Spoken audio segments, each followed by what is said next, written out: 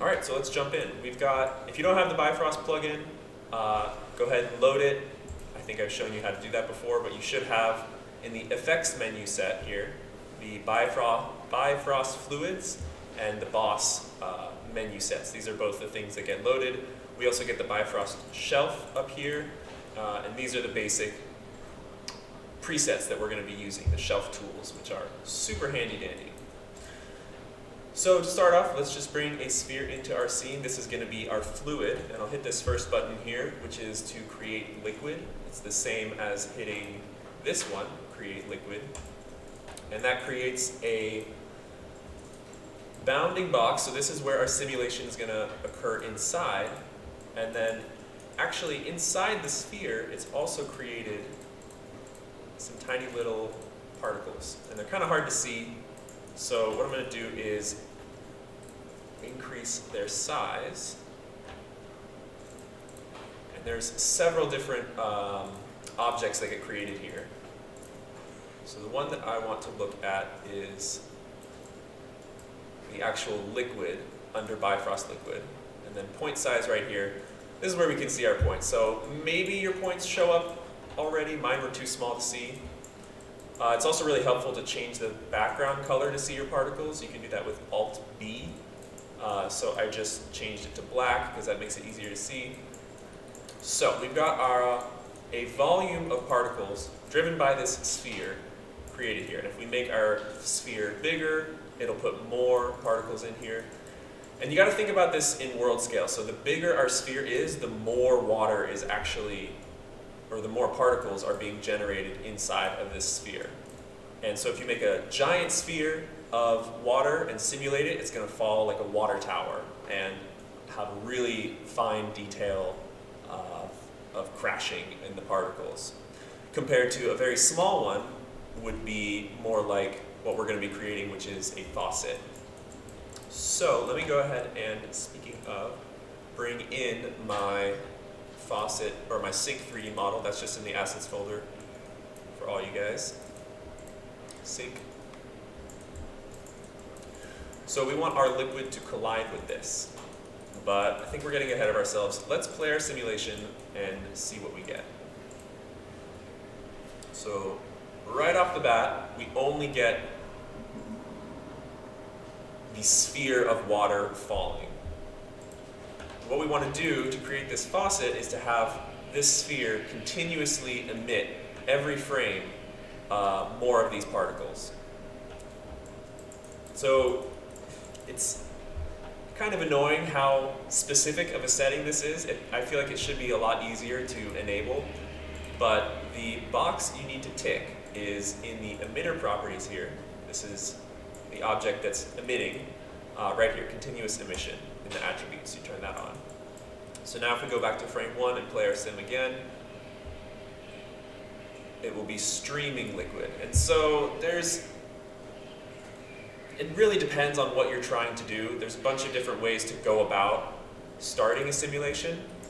So if you had like a glass of water, you would want to create the geometry of the water inside of there and create the liquid based on that. You wouldn't want that object to continuously emit water because otherwise it'd be like gushing out of the glass. You just want that set of water.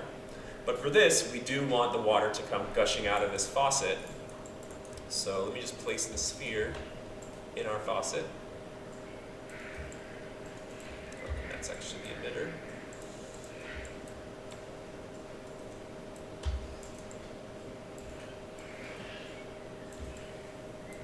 And I'll scale it down a bit.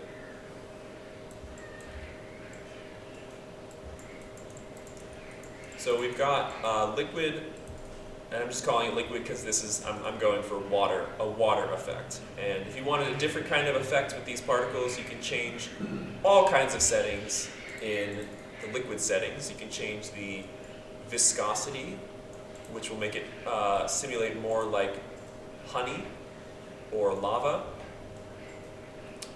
But the first or most important attribute to look at is resolution right here. And this is with our liquid selected. You have to scroll through your attributes a little bit until you get to the properties container. So the master voxel size here is essentially the equivalent of our resolution. So if you want a higher quality, if you want more particles in your scene to simulate, you would increase your, or decrease your voxel size. So I'm going to bring this down to 0.2. So this is going to take longer to simulate, but it's going to be more accurate and realistic. And if you're working with a larger scene, you might want to increase your voxel size. Just depends on what you're trying to do. So I want this liquid to collide with my sink, and it's not doing that by default because we have to set our geometry to be a collider. And I think it's just passing, yeah, it's just passing straight through. So with both our liquid container and our geometry selected, you have to have both selected.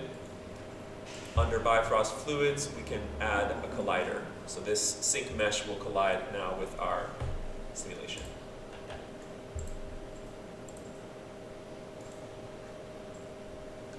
And obviously the more you add to your scene, the longer it's going to take. I also decrease my voxel size, so this is going to take a super long time. So this is kind of the reality of working with simulations, is there's a lot of waiting around. There's a lot of trial and error. We might wait 5 minutes to get all the way to the end of the frame where the water hits the sink to realize our viscosity is too low and we want to increase it a bit. And then another 5 minutes spent waiting to get the next result. So you want to be really smart about how you go about simulating things, the resolution you're getting, and just having a lot of patience. So this is where play blasts are really helpful. You can set a play blast and walk away, and then you can come back and watch that play blast over and over, save it out with different version numbers, and work that way. So actually, looks like what's happening is my liquid isn't even getting to the bottom of the sink before it starts despawning. It, by default, only goes a certain amount of time before it's okay. What I'm trying to describe is what's called the kill plane. So if you look in your Bifrost fluids, you can actually add a kill plane. And this is going to be the point at which, if your particles pass past this point, it will delete them, it won't simulate them anymore, and that helps keep your simulation running more smoothly. So we'll create our kill plane, but make sure you have your container selected.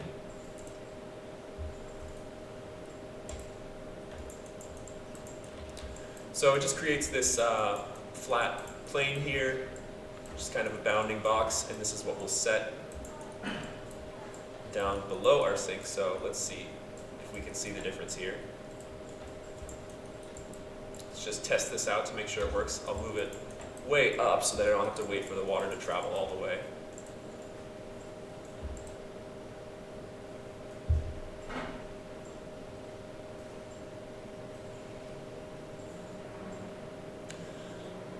Another important thing to keep in mind is there's sub-steps in this, just like everything else. So if you're trying to do like a glass of water moving around and shaking around, that's going to need a lot more sub-steps. Otherwise, your water may phase out of the glass because it's moving too fast between the two frames. Okay, so there's the kill plane in action. Just so you know, that'll be really helpful because a lot of times the liquid will like splash out the sides and you'll need to kill it. But yeah, you can kind of tell this is running really slow compared to other liquid simulators, but it is very well built and very detailed. I'm going to bring my voxel size up so that I simulate a little faster. I'll bring it up to 0.8. I'll move my kill plane below the sink so that I don't get any extra particles down there. And I believe I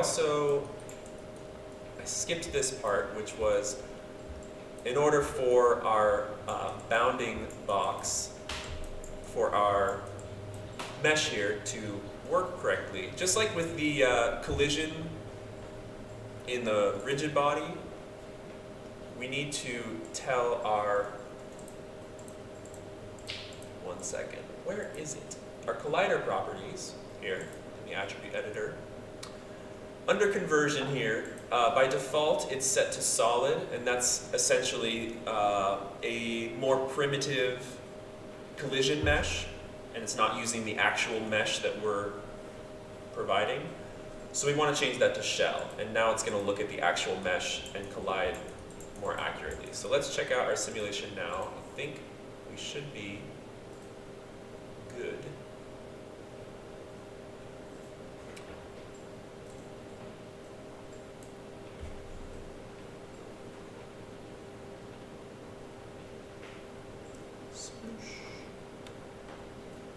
Yay.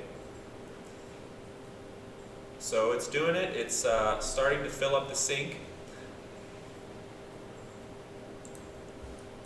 We are not going to go so far as to try and fill up the entire sink, because that would just be a ridiculous amount of particles. I mean, go for it if you want to try, but it would take a lot of particles to fill up this sink. But what you'll see is happening is, since my voxel size is so low, it's not having the opportunity to generate enough particles to figure out what's going on down here. You can see there's only like 10 particles down by this splash zone.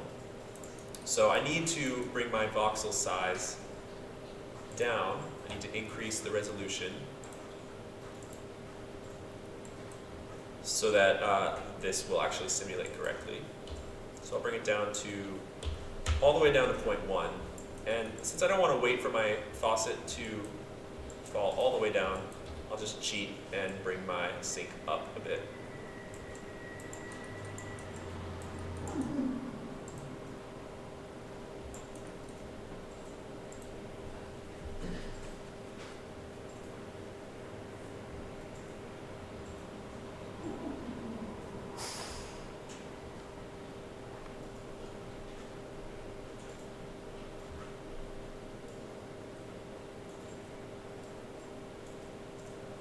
So this is also where caching becomes very helpful, because we can set a play blast, but once we're happy with it, once we're happy with our simulation, we don't want to have to re-simulate this every single time. We want to be able to lock in our cache. And so there's many different ways you can cache these particles, but we are going to skip ahead and mesh the particles first and just cache that mesh.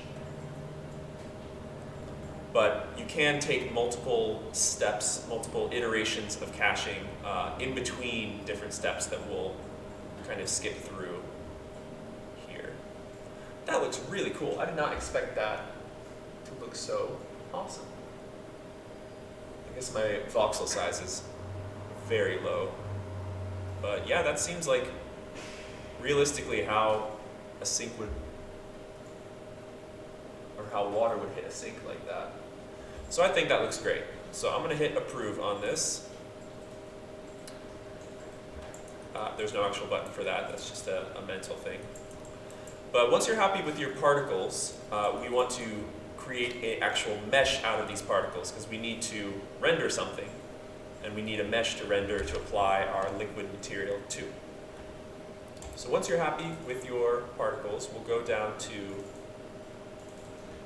with your liquid selected under Bifrost liquid, scroll down through the attribute editor to Bifrost meshing here, and just enable the meshing.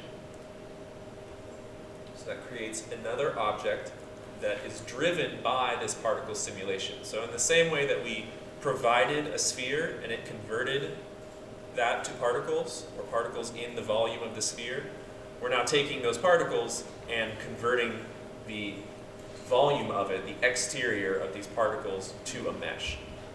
But I seem to have frozen. Oh, I need to reset back to my frame.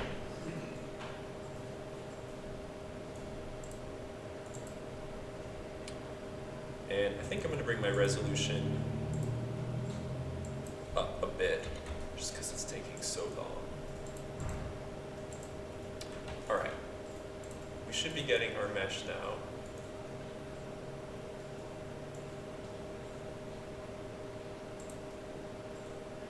And you might not see it because it's being covered by the particles, but just look for liquid mesh in your liner here because it's in there, so it's creating this mesh. And this mesh is, every frame is different. It's creating a new mesh based on the particles every single frame.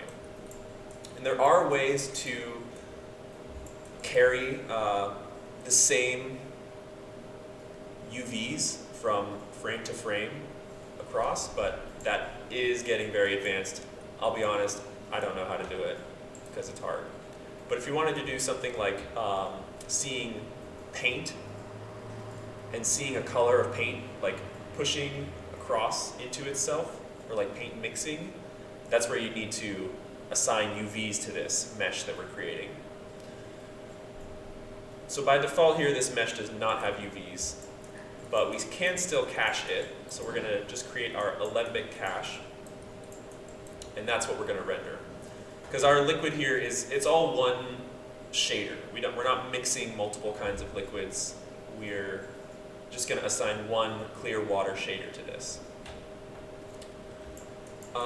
I forgot to mention there are a few settings that you can adjust your mesh.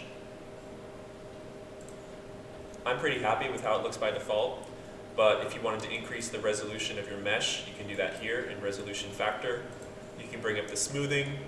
You'll notice, depending on how many particles you're giving it, it creates these holes. It's trying to figure out the in-between because it doesn't have enough particles. And you can adjust something called the hole kill threshold, which will adjust the radius that it needs to generate a hole. But I'm happy with this mesh, so I'm going to go ahead and cache it.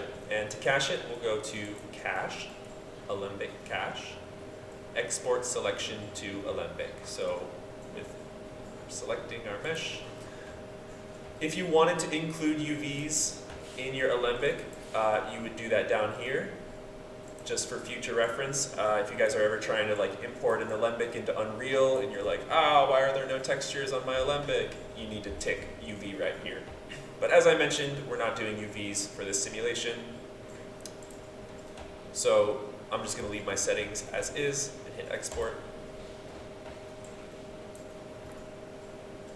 And save it to my student folder.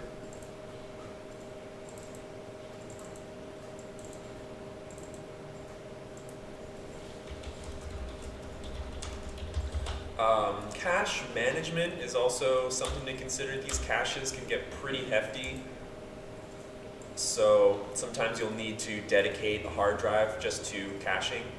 So you want to be careful not to set your caches all to your C drive where your operating system is, because you might very quickly fill up your storage. Liquid, give the version number. And that's just going to run. So it's actually simulating and generating the mesh and exporting it to Alembic on every frame, every single time. So as an in-between step, a standard practice is to cache just the particles between simulating the particles and generating the mesh from the particles. I usually use Houdini for my liquid sims, and it's all the same. It all works the same. You do the particles, you generate the mesh. It's just different nodes. And maybe, if there's time, we can also jump into Houdini and try to make the same thing.